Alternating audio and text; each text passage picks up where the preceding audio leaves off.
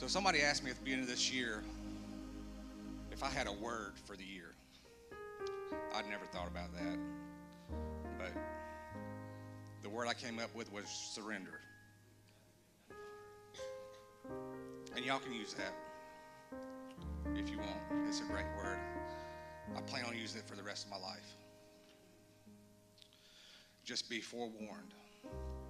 That word has a lot of power. And as we all know, with great power comes great responsibility. So I've written some stuff down that I want to say. I'm a much better writer than a speecher, so y'all bear with me. I'm just going to kind of read it, if that's okay. You know, I'm sure we could all look back and see how God has always been faithful.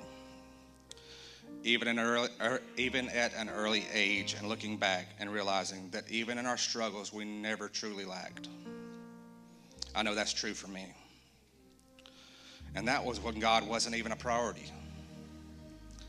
Since we've started coming to church here, and especially the last few years, I've tried to make God the priority. And He's shown me that our jobs, our money, our time, and our family aren't really all ours. They all belong to Him, and He has trusted us with them. For years, I had to work basically every other Sunday. Even though I was grateful to be working and honoring God with the days I was able to be here, I prayed and asked God to help me honor Him with my schedule. Over the time, He worked it out so that now I'm off every Sunday. And now I can be in church regularly, which has brought me even closer to Him. And we haven't always been givers, but now it's one of the greatest blessings of our life. We love giving to others, and the blessings we get from it are far greater than what was given.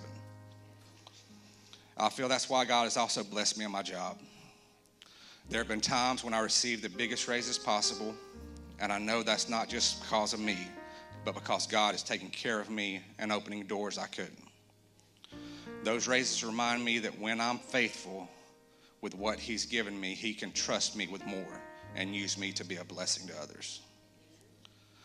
One of the greatest blessings, though, has been what God is doing in our family. As we committed and made Him the priority, our son Christian and his wife Diamond started coming to church. Kathy's mom and dad are here, as well as other family members have come.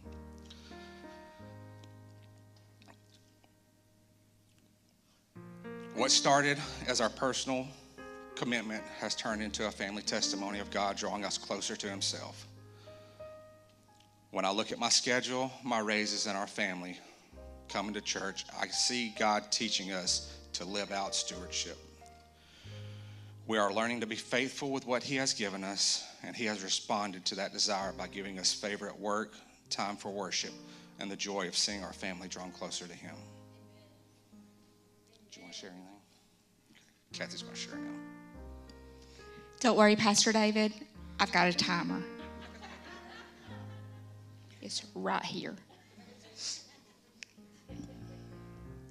So, I don't know if y'all can tell, but Scott has a little bit more of a struggle being up here than what I do. But I will tell you, and I shared it with the prayer team this morning, that I'm nervous about being up here probably for the first time because I'm trying to be very intentional in what I say, and I really want my words to not really be my words, but God's words.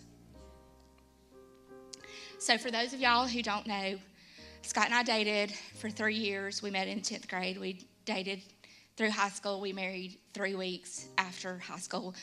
If you are in here and you were in high school, I do not recommend that. But I will say I have zero regrets because we have literally grown up together. It took every struggle. When I tell you that we didn't have anything when we got married, we lived in the basement of my parents' house for 2 years, 3 years, I don't know. because we were just so in love and just wanted to be together. And we was like, oh, well, we'll just love each other and everything else will work out. Well, you know what? You got to have somewhere to live. Well, thank God for Mom and Dad, you know. But eventually we needed to move out. They got tired of us, you know. And we needed to move out. And, you know, we got pregnant with Christian. And thank God, because the Lord told me I would never have a baby. Well, what do they know? We had him. And honestly, there's not enough time for me to tell you, like, where we were. Like, I know what it's like to go to the grocery store with your calculator. I know what it's like when you get paid and you're like, okay, this week we're going to pay this and this and this. And then the next time we get paid, we're going to pay this, this, and this, and pray that the tire doesn't go flat or something go wrong. Because then you got to ask Mom and Dad, and God, I don't want to have to ask Mom and Daddy for money again. No. Who wants to do that? But I can tell you, since there's not enough time, I can tell you that now, every year in July, Scott takes 10 days off work. 10. Isn't that awesome? And we go, like, on anniversary trips. And it's fun.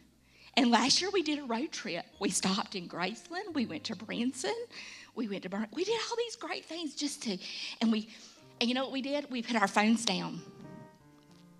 And we were just together. And it was amazing. But what I want to tell you, a lot of people think that when you start giving, yes, it's financial. Yes, you are sowing a financial seed and you want a financial harvest and you want it now. But God doesn't really work that way. But I'll tell you about a sermon that Pastor David spoke in April of 2024. I still have the notes. It was called Habits of a Healthy Heart. And when he started the sermon, up on the screen, it said, Lord, give me more of what does matter. Lord, give me less of what doesn't matter. And we had been giving, you know, up to that point. But when I started praying for that more and more. Like the stuff, yeah, you got to have money. You got to have a place to live. You know, heat's nice right now. You know, all that. Got to eat, you know, but give me more. Well, it wasn't too long after that Christian started coming. And then it wasn't but a few weeks later, and then Diamond was coming. And then, well, Mom and Dad was like, well, we want to go to church with y'all for Easter, and we want to go for the fall festival, and we want to do this. And I'm going to tell you something. You can't put a price tag on that. You can't put a price tag on seeing your kid up here or here, every Sunday, and on Wednesdays, and Diamond cooking. If anybody in here has not had Diamond's cooking, then you're just missing out. Banana bread, honey. Sorry, Diamond, for what's going to happen as a result of this. Sorry, not sorry. But, you know, in that sermon, I prayed. And, you know, I got favor at work. I got low-maintenance friends. And let me encourage you, if you are not a low-maintenance friend, be a low-maintenance friend.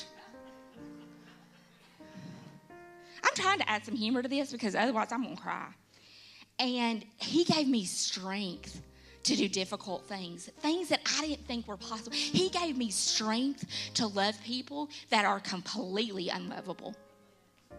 Because, honey, I don't know if y'all have noticed it, people are everywhere. And sometimes they don't act right. And that includes me. I don't act right. So, Lord help me.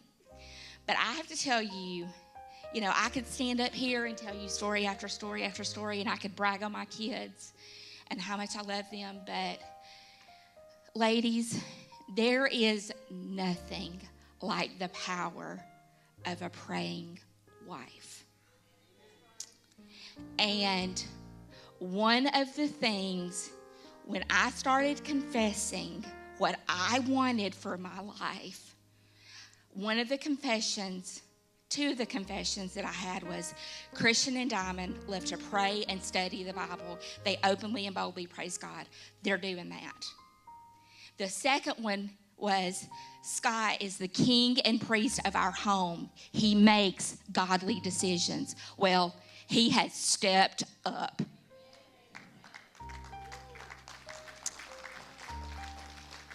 Last year, there was a women's gathering.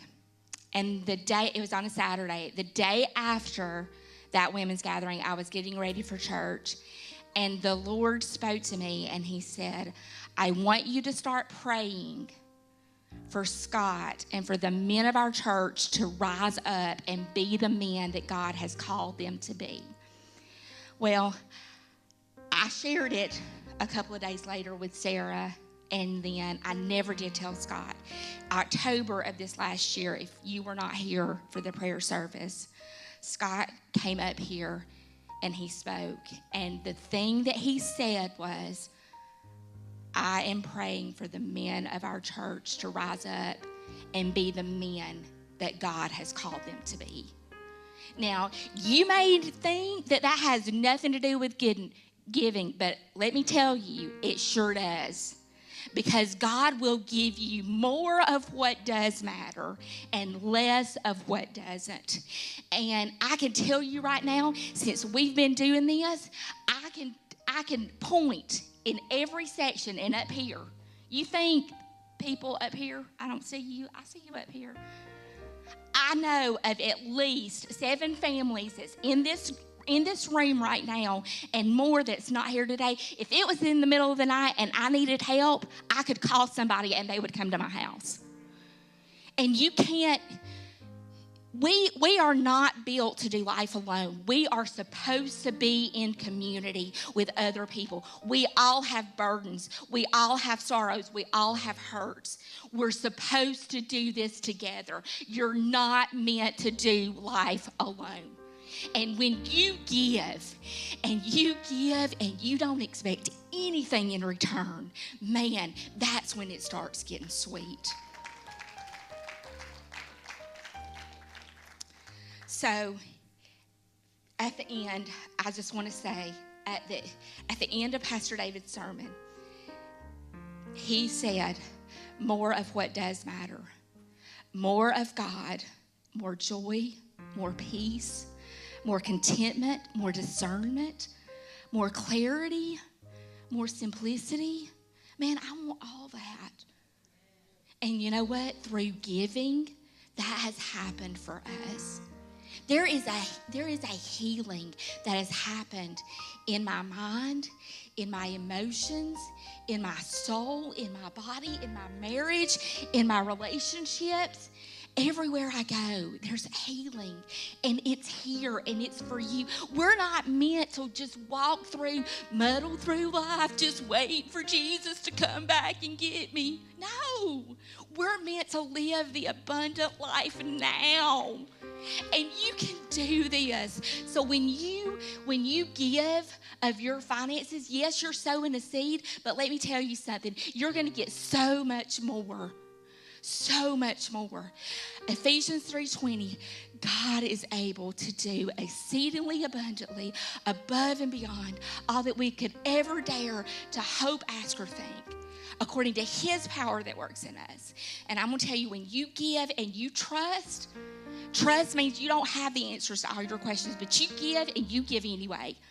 God will take, even if it's $100, I don't care what, even if it's $20, I don't care what it is, God will take it and he will bless it. You give him your all and he will take it.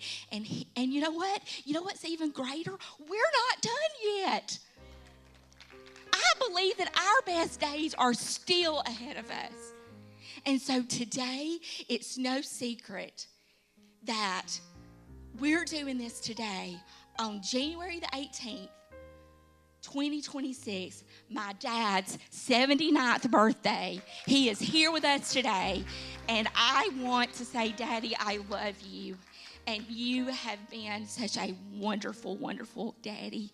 Mom, you are a wonderful mother, and I cherish the times that I get to be with them. Today's a wonderful day. Give. I believe every person in here has something to give. And Pastor David, I believe that as a result of when this series is over, every person in here who is not a giver will be a giver, because they will hear testimony after testimony after testimony of what God's goodness and God's faithfulness has done, because he has been faithful to us even when we have not been faithful to him. Thank you.